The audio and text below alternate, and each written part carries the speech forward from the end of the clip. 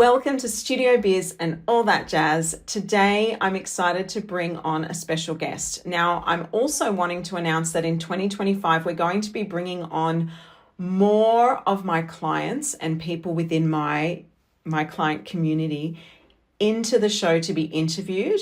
And the reason for that is because these people are studio owners just like you, and they've got such a variety of experience across the board that I want you to be able to hear their stories, listen to their experiences, and hopefully feel supported, learn something new, feel inspired, and more. So this year, we're going to see more interviews from my community and clients, which I'm very excited to share with you on the show. Now, today we are kicking it off. We have Patricia Vaudeau, and she is the founder and co-principal of Inspirations Performing Arts. Now, Miss Trish, as people like to call her, has over 33 years of teaching experience, plus an extensive performance and adjudication background. Now, we're going to talk a lot about adjudication, the competition world, what adjudicators are looking for when it comes to competitions and more. So make sure you stay tuned. She also loves teaching all ages, from her mini dancers all the way through to primary and secondary students to adults. So she's got a wide variety there as well that she is loving when it comes to teaching. So a big experience there as well across the board when it comes to age ranges.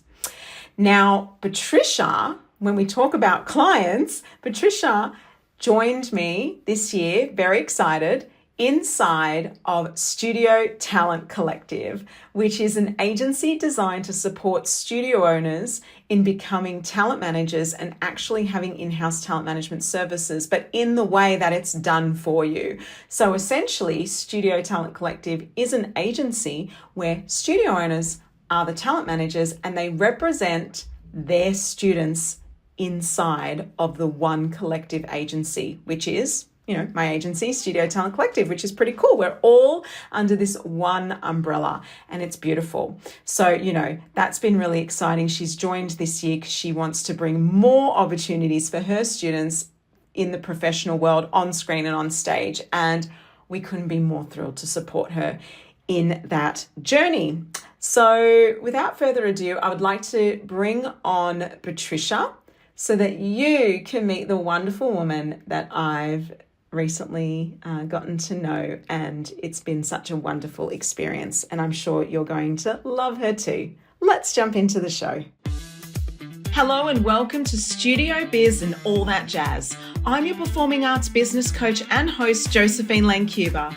This show is designed to bring you inspiration, information, and the instruments you need to create and grow the studio biz of your dreams. I will bring you a mix of solo episodes as well as interviews where I tap into the minds of industry experts. My career started as a performer over 2 decades ago.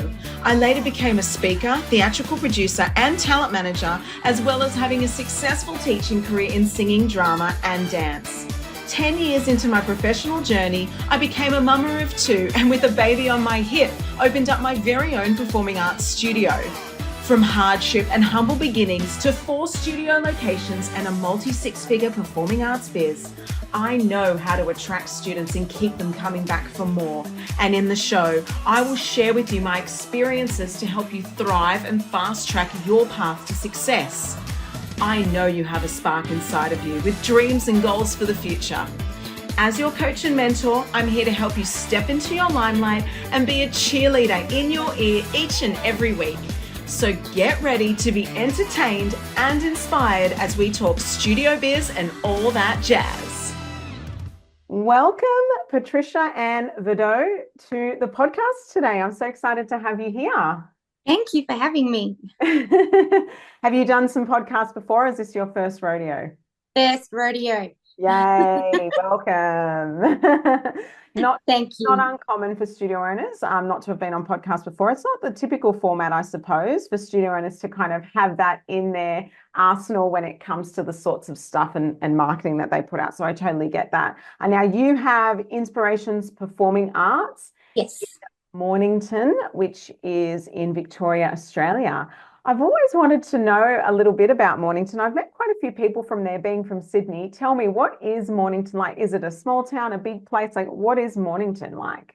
It used to be small, but it has now grown so much. It's the hype of activity, especially this time of year. So it's absolutely the best place to live, I think. Yeah, there's just always something going on down here. It's just a feel of a nice vibe. It's a beach town, isn't it? Yeah. The Yeah. whole of the peninsula from like Mornington down, it's full on activity all the time. But it always feels like cruisy as well.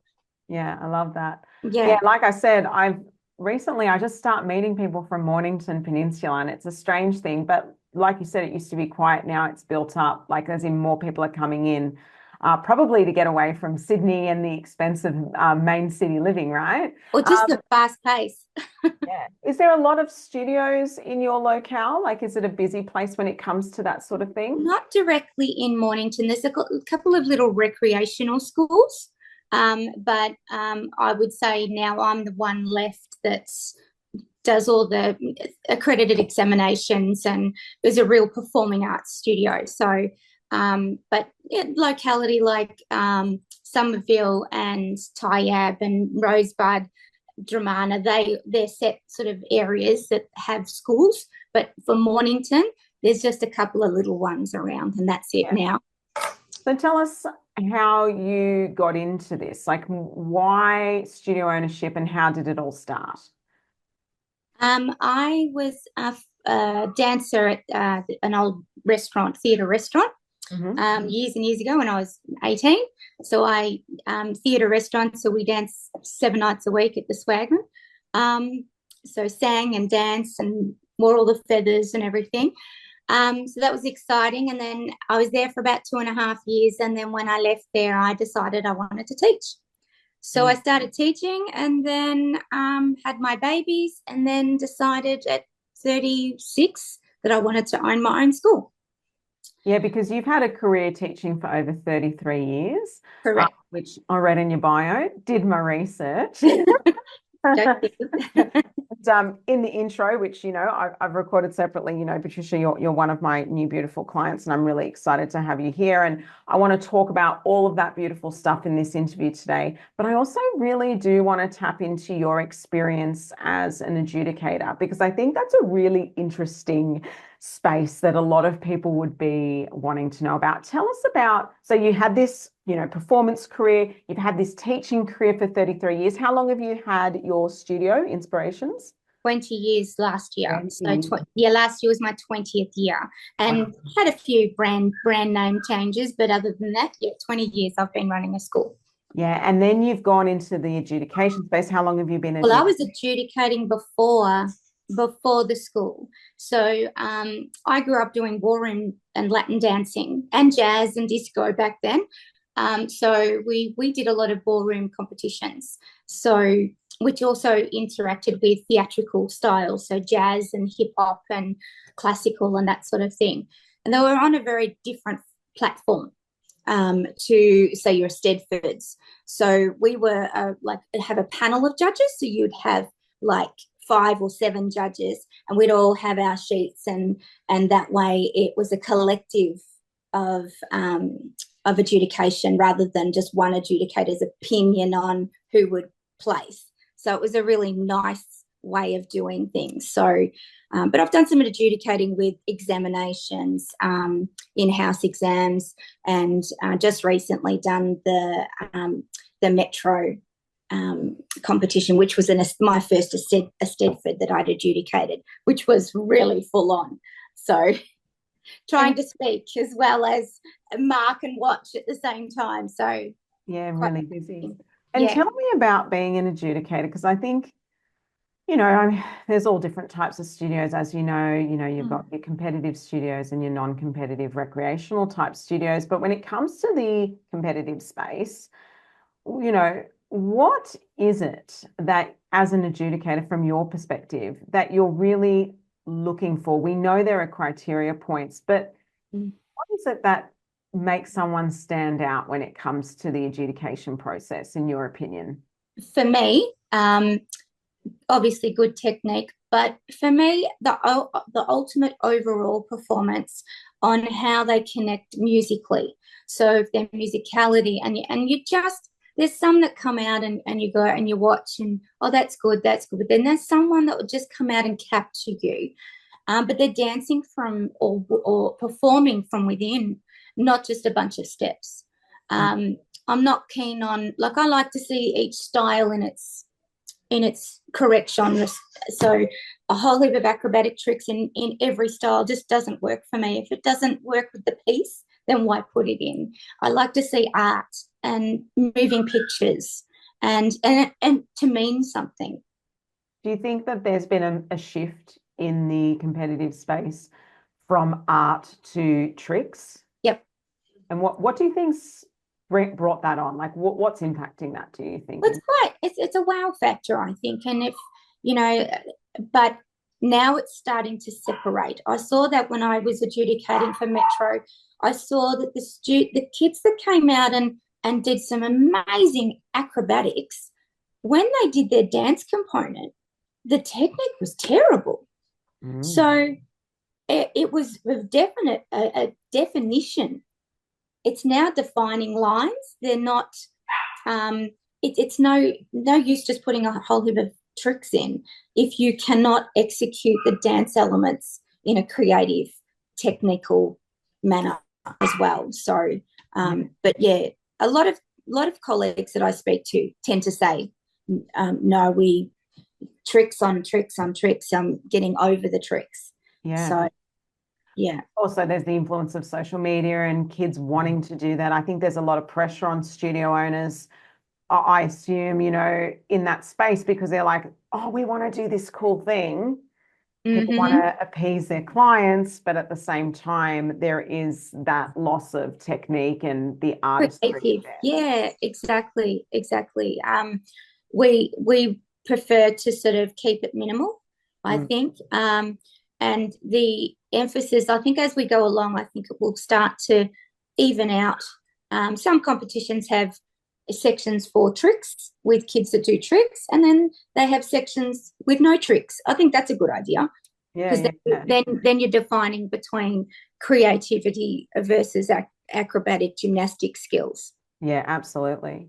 What's your pet peeve at a competition? What's the thing that you're like, that really annoys me, like that you see? The amount that I'd say the amount of over legs, mounts that constantly, and the amount of aerials in a routine that not another one, a la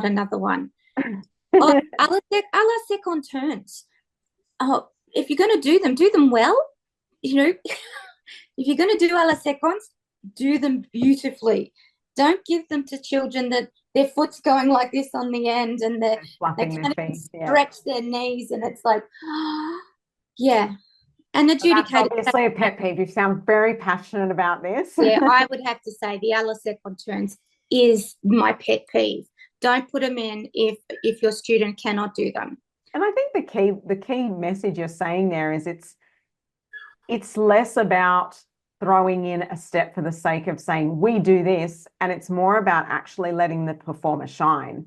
Like, absolutely. Give them what makes them shine. Yes, we want to challenge them, but at the same time, if it's not there, it's not there yet, and that's okay too. But yeah, I do find that interesting. But adjust the movement so that it's more of a level of their capability until they're ready to do something to that effect. If they can do one and into a pirouette position, fine, but don't make them try and do 8 and hop and kill all the fairies at the same time. Kill all the fairies. I love that one. When you turn and the kids hop to try and make 10, 3 or 4 turns. It's like, well, there's no point in saying you've done 3 turns if you've had to hop, hop, hop and kill all the fairies. Yeah, I love that so much. What advice would you give to parents at competitions? Have you had any doozies? Ooh. Have you ever been approached by a parent? Like, do they come up to you? Like my own parents or somebody at competitions? just like from our students or from any parent, like people coming up to you with feedback or that, you know? Yeah, some people have come up and usually come up and say, I absolutely loved that routine of your students, which, you know, love positive. We always try and go to competitions that are positive. So I haven't really had any doozies at comps, really. As an adjudicator, you haven't had any situations where it's been a bit with Oh, students look, or... that's why you're in a little box and no one's allowed to come and speak to you. Yeah, So, because I could imagine, especially probably even the studio owners or teachers, there could be some challenging conversations, but being in a box is great, keeps you away from all it that. does keep you away from them all. And yeah, definitely with my little gripes with other secons and the amount of acro and transitioning from acro to dance has to be on that same level. Otherwise, you know, just because you've done 10 tricks doesn't mean to say you're going to get a place. You know, I'm always going to go for someone that's got the artistry involved, and has connection with everything. It all comes together, and they have a really good understanding for the level I'm looking at. You know, so if I'm looking at a junior novice section, then you've got to be aware of, okay, is this child ready to go into open? So I love that about competitions nowadays, that adjudicators aren't just giving them first, second, and third because there's 3 kids in a section, or giving places because they have to. They're giving them because they believe they can move up into those open sections and survive. Yeah, for sure. Now, I want to take a step back from adjudication and go back to that, you know, studio ownership path. Before we started the conversation, before we hit record, we were talking about how, you know, you started with a partnership business and then not long after you were on your own. I'd love to hear that story, because I think a lot of people can relate to that. I know myself, I've had partnerships before and then didn't, you know, it can be quite difficult to navigate a good business partnership. Yes, very. Your experience and how that... Yeah, so originally I actually had a partner in 2004. But again, as soon as you go into that partnership, you see other sides of each other. And, you know, one partner wanted the walls black and I wanted them white. So it was a very hit and miss. We got out of that position together straight away and I carried on.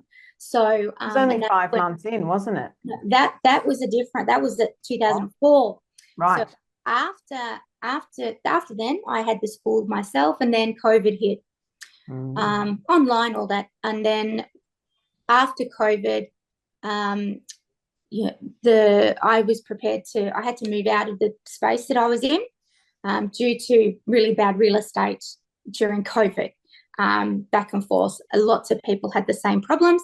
So I packed the studio up into 3 shipping containers and a truck.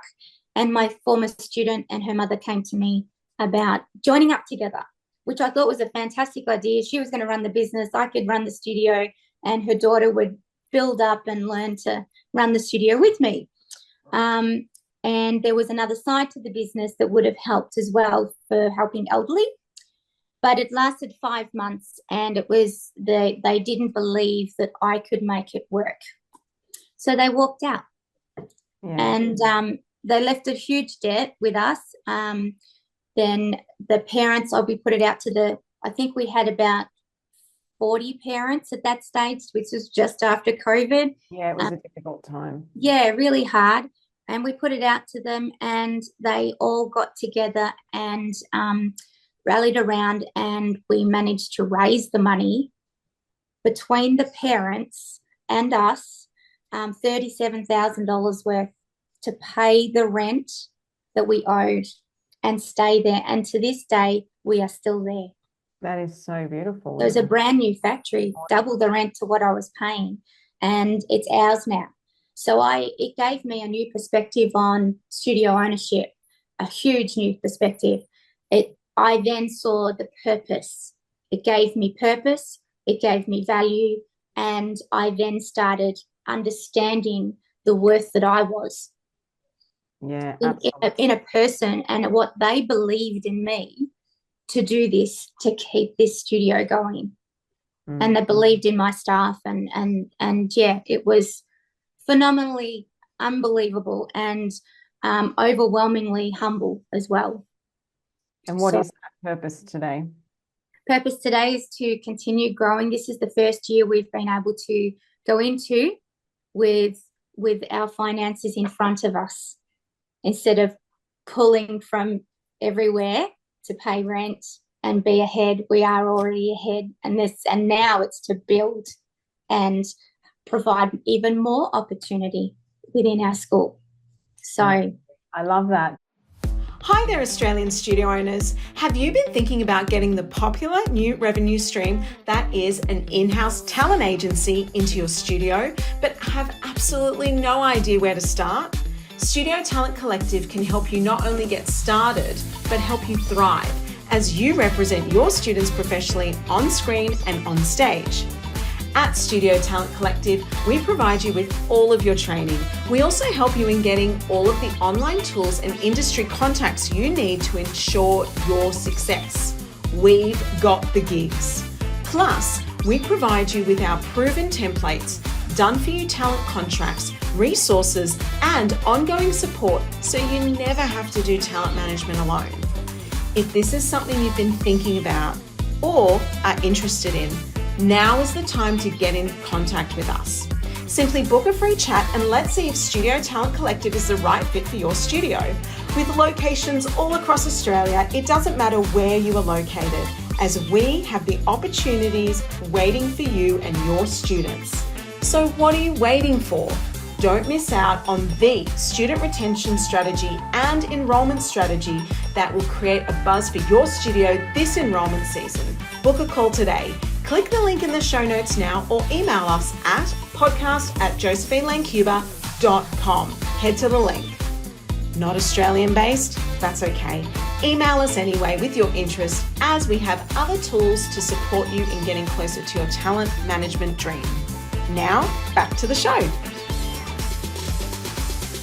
People so often underestimate the impact that COVID made on businesses. And everyone thought when the doors opened again and we all could go out into the open and lockdown was done, that all of a sudden that meant small business was back to normal. But what they didn't consider was that there was a recovery period. And that recovery period was years.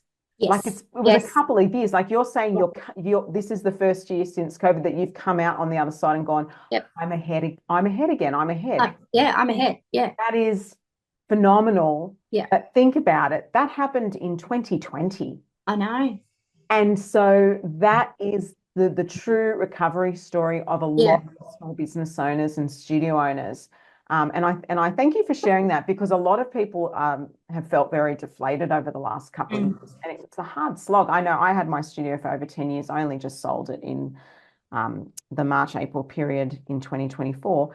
And, it was really difficult to sell a business that had, even though we came out of it and we got it back to its, glory, through hard work and, consistency and all the things that make a good business, systems and really cutting down those expenses. We were able to build that business back up. But when you sell a business, you have to show the financials of the last couple of years.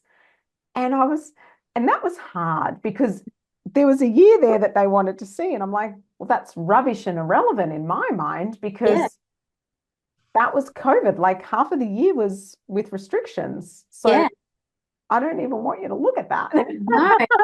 But they had to. And then that was part of the sale price. And it was and I'm like, it felt very unfair. Yeah. Unfair, but that was the nature of it. So I had to hold on to the business for longer and show more healthy. And it was a really long process, actually. Yeah. Post-COVID. But, that's the story. Yeah. And so I just love that for you. So congratulations. Well done, Patricia. Because I know how hard it is. And well, I started 2022. Everyone came out of the gates at a bullet of a gun. And it was like, wow, this is so good. And we're building. And then 2023 started to like, oh, now we'll just be careful. Correct. And then 2024, yeah, 2024, oh, we'll trickle back. And now I'm finding the amount of inquiries coming through. Oh my God. yeah, It is nuts. It's yeah. nuts. And Which I is think great. that's also the consumer as well. So we say from a small business perspective, we've been in recovery mode, but the emotional toll the consumers had, you know, like unsure, should we spend, tighten our belts, should we save, should we pull back? Is dance worth it? Yeah. It's worth it. Yeah. Can we really afford it? Mm. And so there's all of those conversations happening, and we believe it's worth it. We know innately that it is, you know, so great for 100%. for the students, and you know, everything from, that's your purpose, right? That's your why. It's part of building that community and that confidence and that, you know, that connection with others through the performing arts. But it's a hard sell when people are struggling.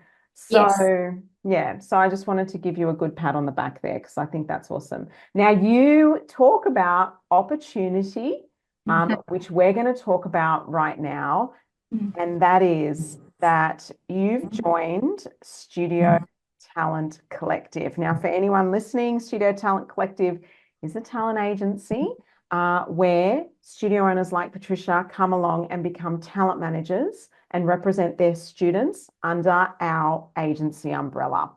So you are now part of the collective, so well done to that, and we'll be launching your in-house talent agency this year. How are you feeling about that? So excited.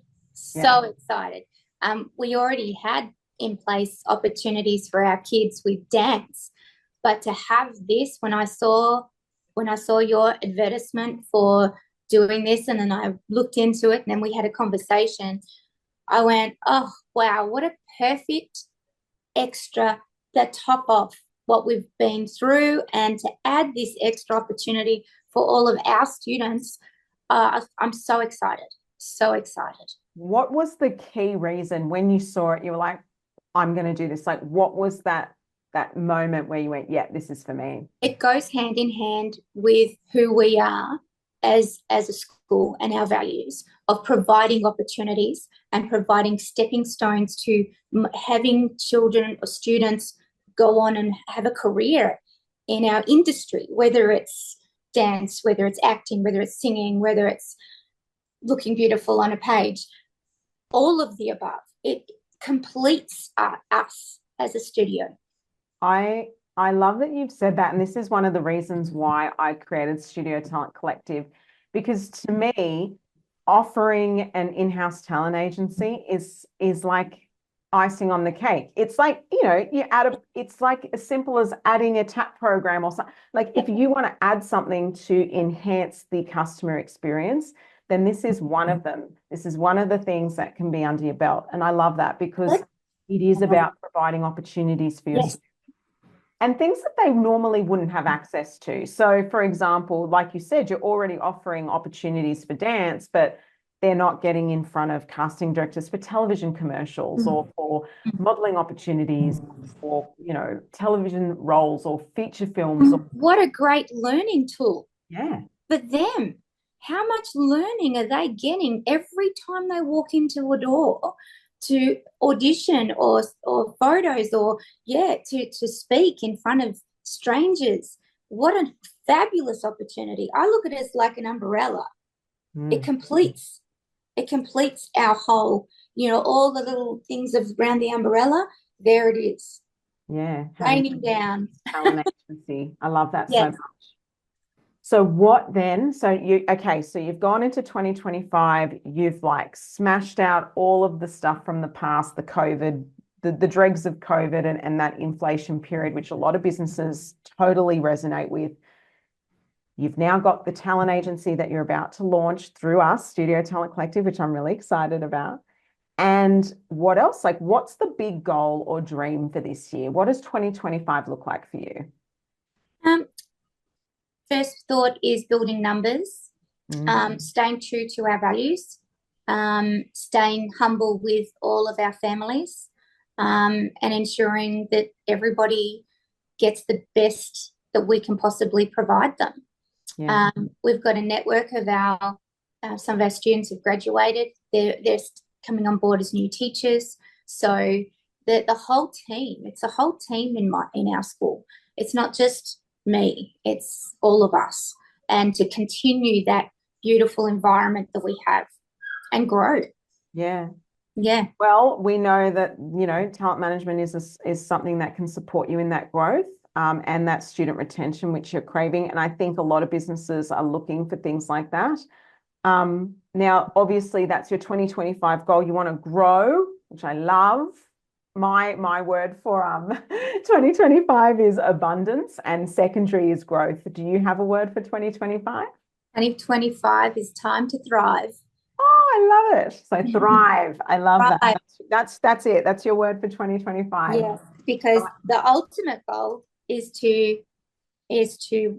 own our own factory, our own premises, and it becomes then our stability, I suppose. That's finishes everything off, and we design our own studio exactly how we want it. That's where we want to get to. What does success look like to you? What does it mean to you? I think success is more to do with how you see yourself. And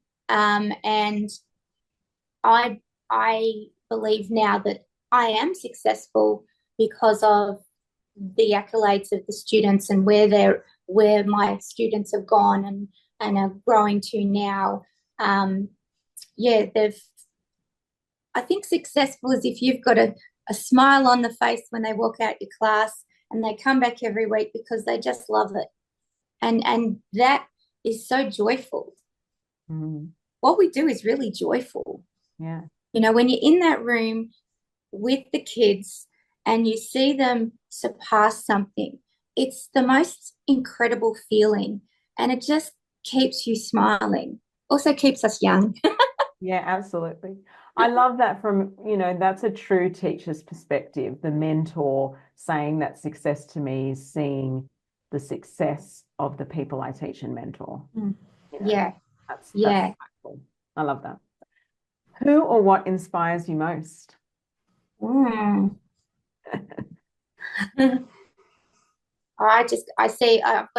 got my co-principal that she's been with me for 8 years, and we consider each other as yin and yang. And I trust her. We bounce off each other. We're just like two peas in a pod. She inspires me to be me. And she inspires me to be true to myself. Oh, that's lovely. And my whole team is amazing. Yeah. And between the two of us, we've created such a incredible environment with parents and kids, and sometimes you get your not so great ones. Well, you got, and every time, every now and then you have your days. It doesn't matter. You can love what you do, but there's always a day, isn't there? Oh, absolutely, and there is times, but the biggest, I think the biggest success is being able to work through that.